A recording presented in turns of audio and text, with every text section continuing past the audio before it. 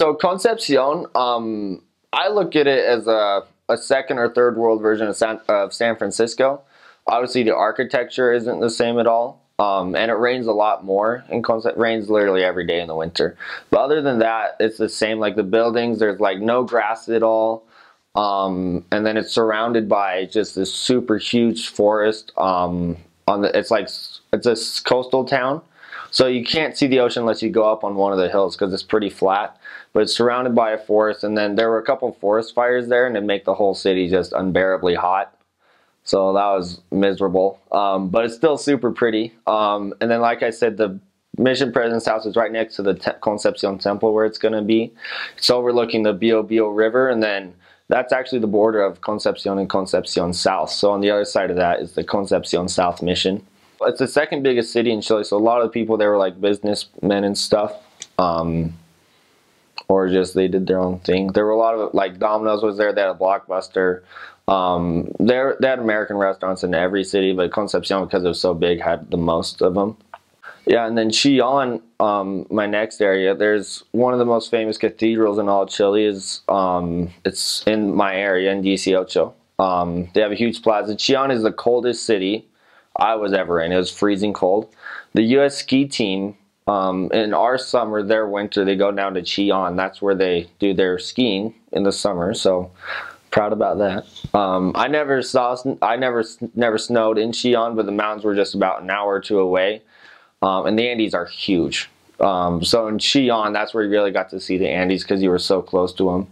In Tomé, that was the town on the beach. So it's super small. It's just a suburb of Concepcion, though. It's about 45 minutes or an hour away on a bus, and it's just right along the coast. It's kind of scary because the coast is on a cliff, and this Chilean bus is going super fast, and it's kind of hanging over, and nerve-wracking every time you go on. But so many people who lived in Tomé worked in Concepcion, so it's kind of like Park City to Salt Lake City. Obviously different climate-wise, but people live there because it's a pretty town, but they work in the capital or the bigger city. Really laid back, super pretty place. And then Kyon, which is about an hour away from Chillon. It's in the Chillon stake. It's a destination town in the summer because there's a big lagoon there with like water parks and stuff like that. So during the summer, a ton of Chileans have vacation houses there. So it's frustrating as a missionary because you knock on a door and they're like, oh, I live in Santiago, or I live somewhere else. But it's still super pretty. It's like Concepcion because it's so close. It's closer to Concepcion actually than Chillon, so I don't know why it's in the Chillon stake, but it's just this super pretty forest and these hills that are surrounded by it. It got really hot, but that was just because I was there in the summer. Transportation, the bigger the city, the more buses. Obviously, Concepcion had a ton of buses that the missionaries took, or there were things called colectivos, which instead of taxis, they had routes, but they were only cars. So they were like just a little more expensive than a bus, but it was just you and your companion. And then those had routes, so they were like a mix between taxis and buses. That's how we got around.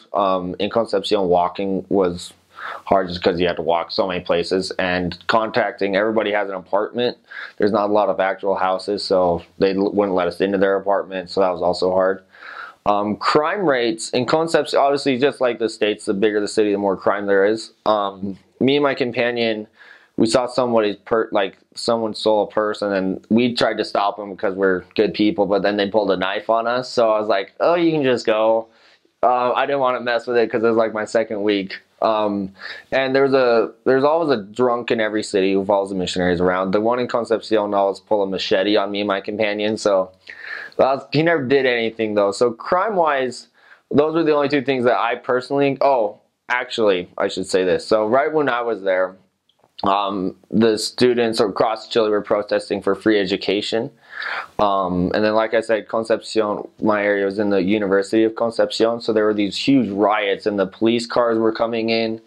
Me and my companion got shot at because there were people on the street with masks and stuff, and then they saw we were wearing shirts and ties, and they saw I was white, so that didn't help at all. So me and my companion booked it out of there. So that was technically illegal, but that was just during the protest for free education. In the winter in Chile, it's either really cold or really wet. The more south you were, the more it rained, and the more north you were, the more colder, or the more cold you were. So my first winter, I was in Tomé, which is a city on the beach. It literally, I promise you, it rained every day for at least a month straight. Like, I was never dry. Our apartment was always freezing and hanging up with our wet garments and clothes and stuff. Because even when we would do our laundry with the bishop's mom, she would do our laundry for us. In Chile, they don't have dryers. They just hang the clothes out to dry. But it was raining all the time, so our clothes were never dry. And then my second winter, I was in Curitico, so I was just freezing. But so you're either going to be really wet or really cold in Chile because they don't have insulation either, so you can't heat yourself up or dry yourself off naturally.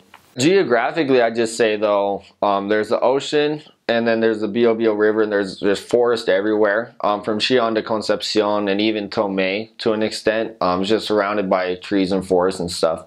There's not a lot of like lumberjacking that I know of, which you would think there would be, but there's not. But there's still just a pretty forest, the whole like 2 or 3 hours of highway up there. And then the more north you go, the more, not barren, but less trees there are, and the more Andes there are, and the more like little small farming towns there are.